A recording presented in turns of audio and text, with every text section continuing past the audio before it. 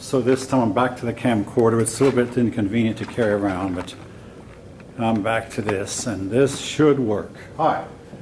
Now, the purpose of having the Rome 50 miles inland is believed to have been to protect it from two things: pirates and tidal waves.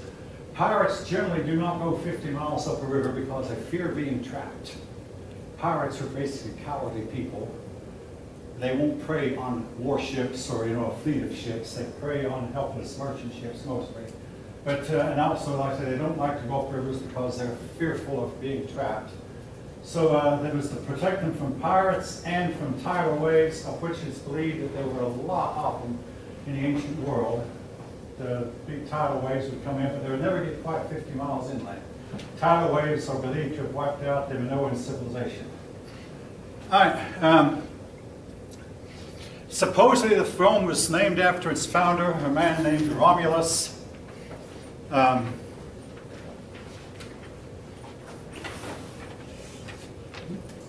folk, according to the story, Romulus had a twin brother named Remus. Now, have any of you, by any chance, been to the city in Georgia named Rome? If you go to Rome, Georgia, there's a bronze statue of two babies nursing on a she-wolf. This story is based on, now folk, there have been some 50 cases to where this has been documented, where that wolves would rear up human babies, including this, in American folklore, there's a story of Pecos Bill, who was dropped off a wagon, and some wolves found him, and he grew up with the wolves. In the case of Romulus and Remus were twin boys. Their father was Mars, the god of war. But their parents, their mother did not want them, so the mother put them out to die, exposing. That was a common practice in the ancient world, exposing babies. And anyway, these boys grew up, but they got into a fight, and in the fight, Romulus killed Remus, and he went on to found the city of Rome. The date was, don't worry about the date, was 743 BC. The reason this date is so significant is that the Romans dated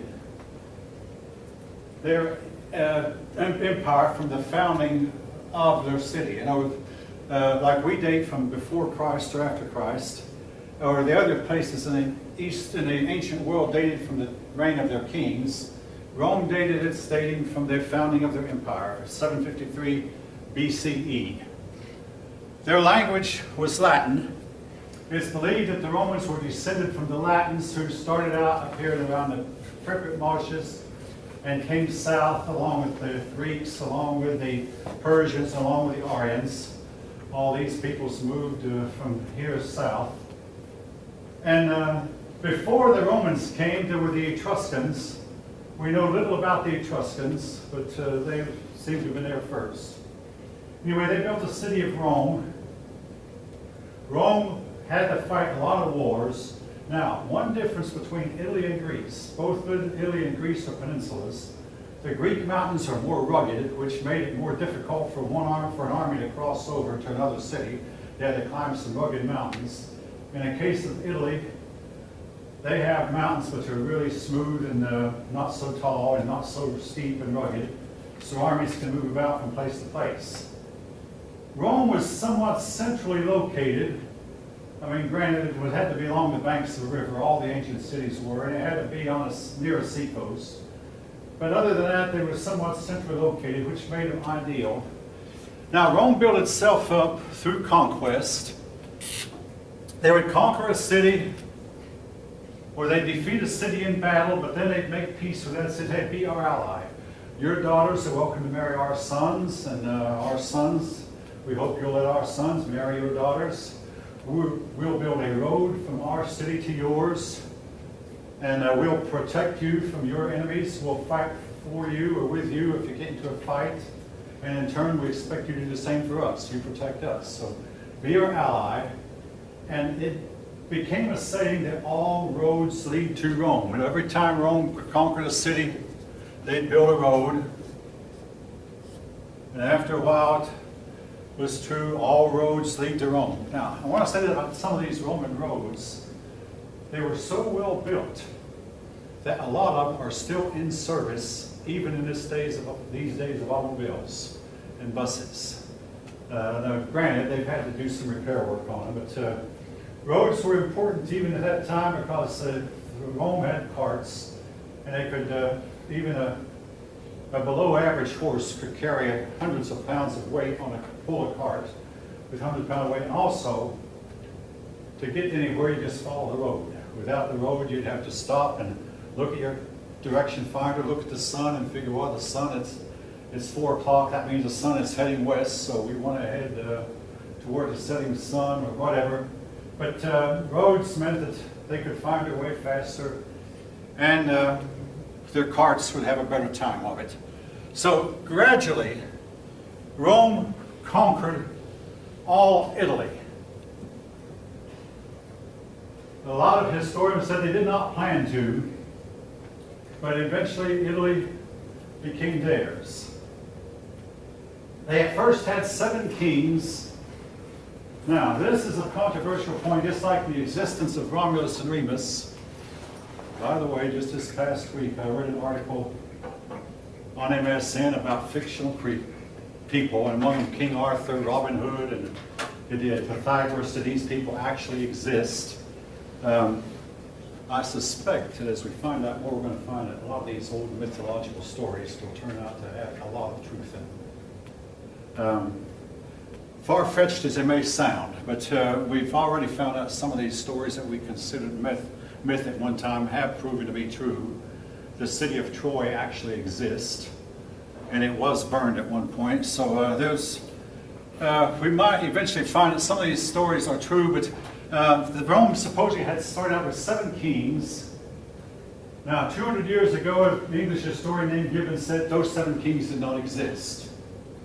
But today, your authors will say we know for sure the last 3 of them did exist. Then Rome overthrew its kings and set up a republican form of government. Republic, that meant that a few representatives did the governing. It wasn't necessarily democracy. The difference between a republic and a democracy, in a democracy, everybody participates in making the laws, and a republic, representatives do the work for us.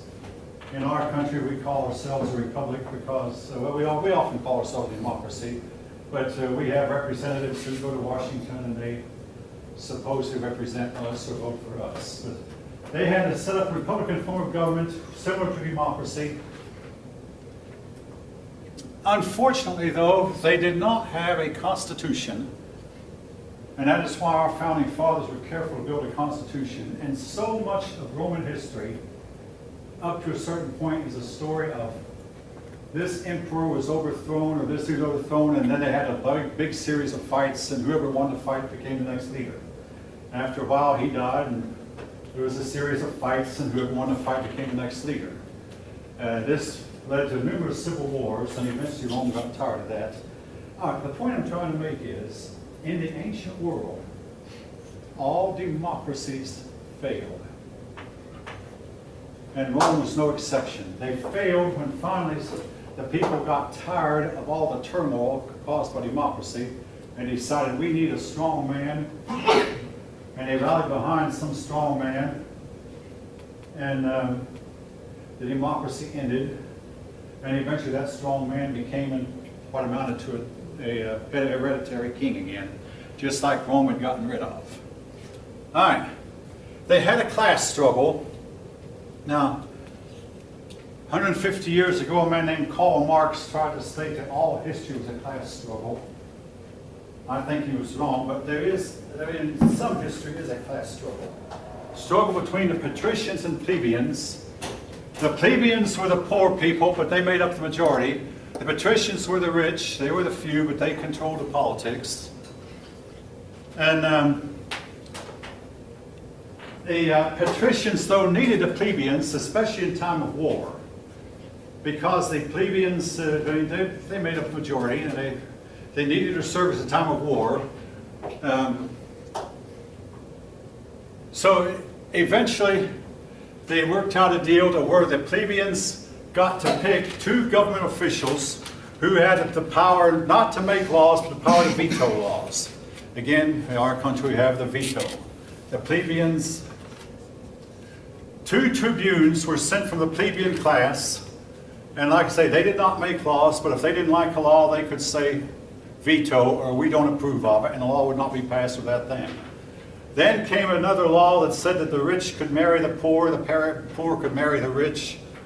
And here's another reason for the necessity of this law. They noticed that when the rich only married the rich, their offspring, oftentimes they were marrying second, third, and fourth cousins, and after a few generations of that, their offspring became mentally and physically weak. And they realized we have got to marry among the poor people to get our bad DNA out of our genes. Again, it's called inbreeding. A lot of times your rich people will marry other rich whom they're related to, and this has gone on throughout much of history. But they realized too they'd better start marrying among the plebeians in order to breed out these bad genes. All right, this takes us up to a series of wars. While Rome was growing, down here a city, Carthage, was growing also. Carthage was down here in North Africa. Anyway, Carthage eventually claimed Sicily was theirs. Rome said, we're closer to Sicily than you are. Sicily is ours. So they fought a war over it. These wars are known as the Punic Wars. Now, here was the catch-22, folk. When Rome was, yes? Punic Wars are wars between Rome and Carthage. We're going to find out there were 3 of them. They lasted more than 100 years. But here's the catch-22. Rome was able to make friends with everybody defeated up to this point. When it came to Carthage, they couldn't make friends with Carthage. Carthage, they worshipped different gods. They spoke a different language. They didn't have much in common with the Romans. And also, the people of Carthage would not quit fighting. Now, I want to say this by comparison. I mean, in our own American history, we fought the Germans twice. When the Germans saw they were licked, they quit fighting. The North and South fought a war. When the South saw that they couldn't win, they quit fighting. The American Indians fought for a long time, but when they saw, after a while, they quit fighting. But there are some people you can fight who will not quit. Carthage was that way. The people of Carthage came back. I say the first war was fought, and the first war went to Rome. All 3 wars went to Rome, barely, but they went to Rome. Some years went by, and Carthage came back again and fought again, this time under the leadership of one of the greatest generals of all time named Hannibal. Even though Hannibal was a military strategist, he knew from the beginning, maybe he possibly knew he was fighting a losing war. He managed to come into Spain, not go directly to Italy, and go around up the Swiss Alps with a herd of elephants and come down, but he never would fight a decisive battle. He would fight the weaker cities, and then he managed to flee. When he realized the army that he was facing was bigger than his, he wouldn't fight. He was a fast mover. Since he could move faster than Roman armies could. He did have one battle, though, where he really stood the Romans down. Battle of Cunae. I've got to draw that one. Basically, Hannibal told his center, just pretend you're beaten and gradually fall back. So the battle after a while took this shape, with the center falling back. The Romans did not realize what was happening. It went on, the center kept falling back. Eventually, Hannibal was closed in completely on the Romans. Then Hannibal ordered his men, get them. The Roman soldiers, like the Greeks, were only protected in the front. So all their armor was on the front. If you could get around their backs, if you get around their flanks, you could whip them. Hannibal's men had a big slaughter. Slaughtered the tens of thousands. Afterwards, they went around in bushel baskets collecting all the spoil, everything they wanted from the dead Roman soldiers. But eventually a Roman general outplanned Hannibal. He said, my men can't catch him, he's just too fast, so I'm going to make him fight me in Carthage. So Scipio is sometimes pronounced, went to Carthage and forced Hannibal to go, because Carthage at this point had no army in its own city.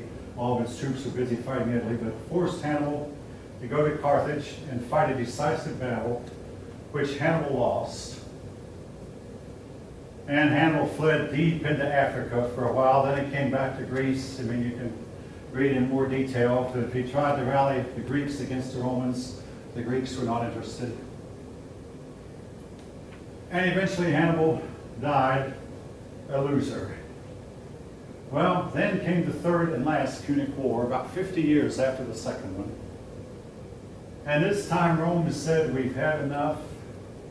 The Romans went in, destroyed the city of Carthage, burned it to the ground, put salt in the soil to make sure that the city would never grow again. Now, the city was rebuilt, but it became big and powerful, and sold the survivors off into slavery and scattered them all over the Roman world.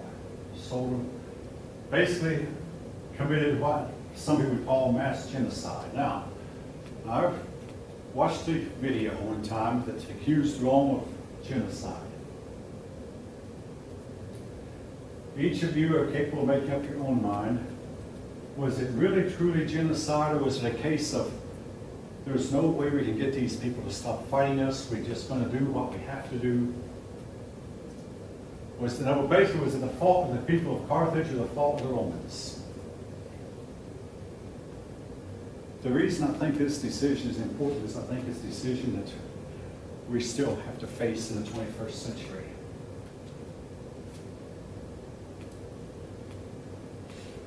There was another problem with the people of Carthage. I mean, Carthage was a city founded by the Phoenicians.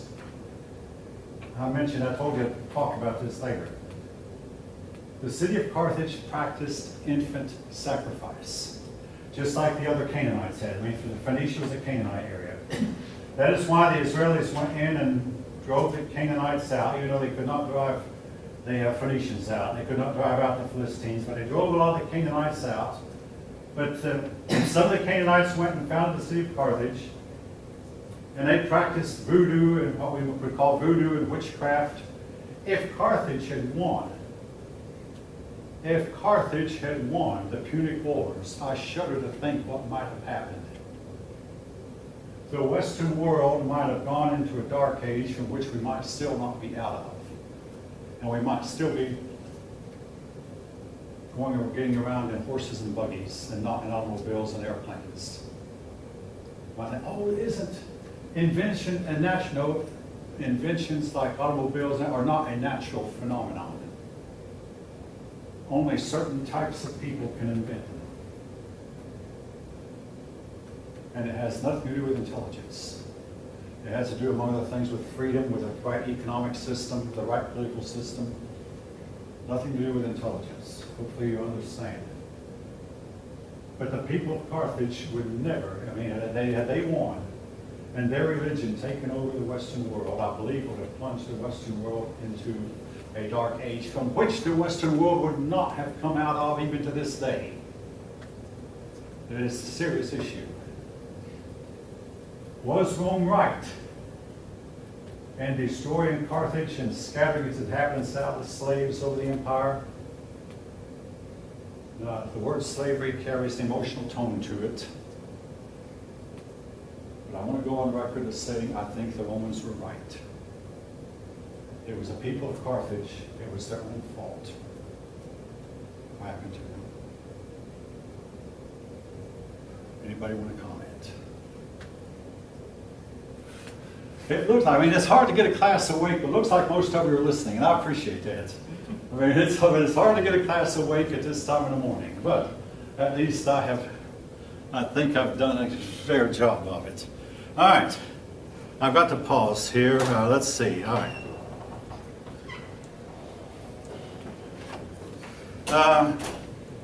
Jesse J-I-E-S-I. I have to call roll because there is no test. Enzo, Raniel is here, Hope is here, Michael Bennett,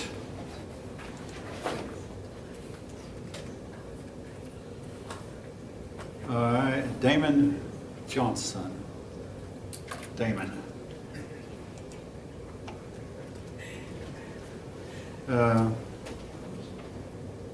Haley. Here. Oh, okay. Chanda. Okay. Patrick.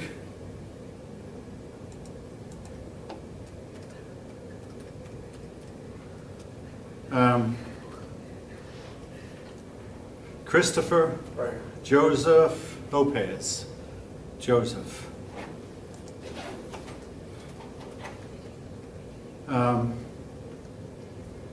Quentin. Oh yeah, okay. Alexis.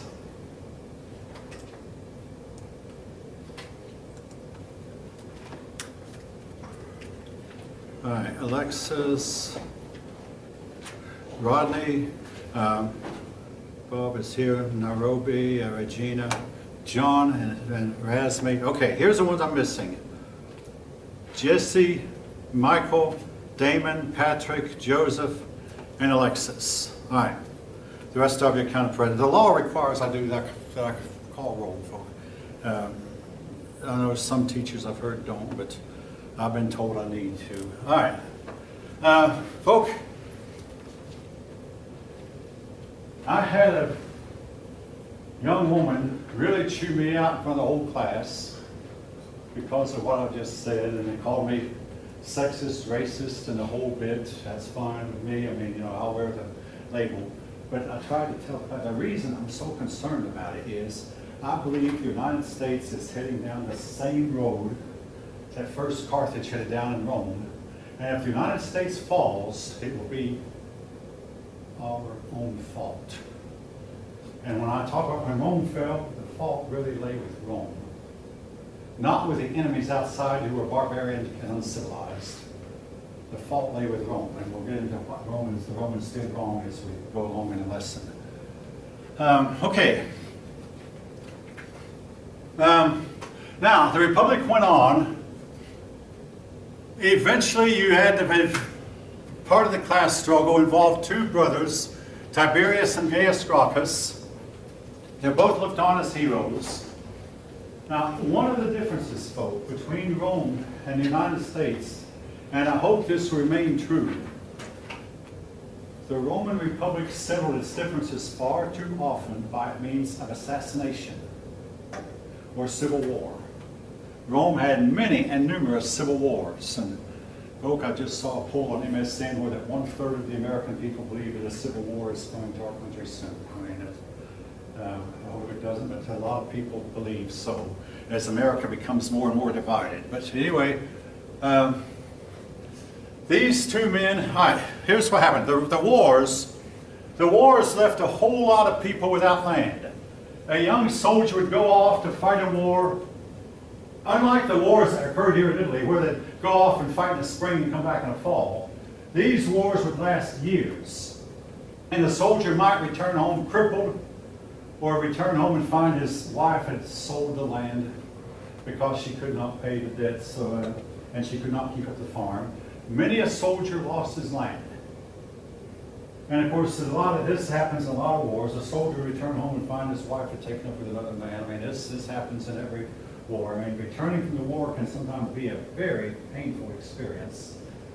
So a lot of people found themselves landless. Well, along came Tiberius Gracchus, one of the two Gracchus brothers. He had a younger brother named Gaius. Tiberius said that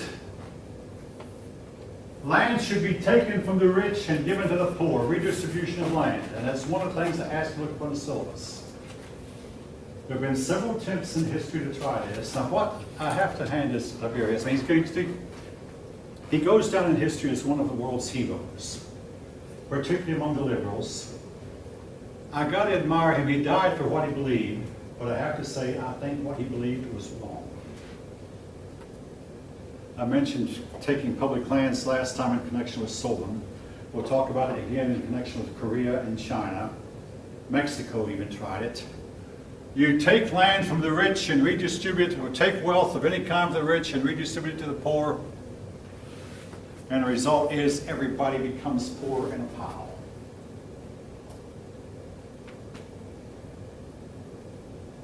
Why is that? The reason, in a lot of cases, I mean, I almost choke up to say this because I grew up in poverty. And a lot of the reason for my poverty, growing up in poverty,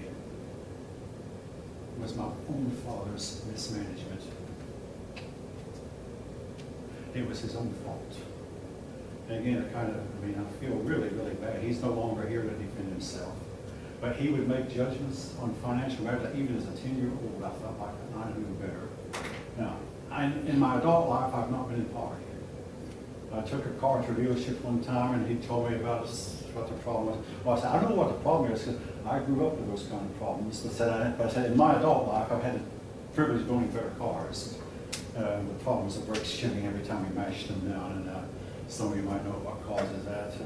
He said the way to get about getting fixed. But the point I'm making is, it's the reason that these people were in poverty in the first place is they couldn't manage the money to begin with, and if you just outright give them a bunch of money, they won't be able to manage that also. People have actually been given houses and used the bathtubs as a coal bin. Because, this actually happened in the United States during the years after the Depression when we tried to help the poor. All right. Hopefully I've answered the question as best I could, but I know a little bit about, in fact, the second class I taught had to do 3 papers. One of them was a 250-word paper on poverty, its causes and cures. The cure is not to redistribute, well, take it from the rich who have too much anyway, and redistribute them poor. That is a certain way to bring the whole country down. Robin Hood said he robbed the rich to feed the poor. To me, Robin Hood would have done society more good if he had robbed the poor and given it to the rich. Sounds cold and hard and drastic, but the rich knew how to manage it. Eventually the rich will spend it, the rich will hire people, the richer the rich get, the richer I'll get, let them get rich. You might say, yeah, I've heard the rich are snakes. I've heard that too, but I went to a snake show one time, and this man said, we're going to eventually get rid of all our snakes, and said we're going to miss them when they're all gone. As much as we hate them, we don't realize how much good they've done for us until one day we'll kill them all off. The communists have found this out the hard way. They get rid of the rich, and they all be impoverished all at once. All right. Anyway, Tiberius was killed in an assassination plot. His brother took over in his place, and within a few years, his brother also was killed. His brother tried to convince the Roman Senate to take land from the rich and give it to the poor. The rich did not want it. They might not know why they didn't like it, but they knew they didn't like it. Gaius was killed also.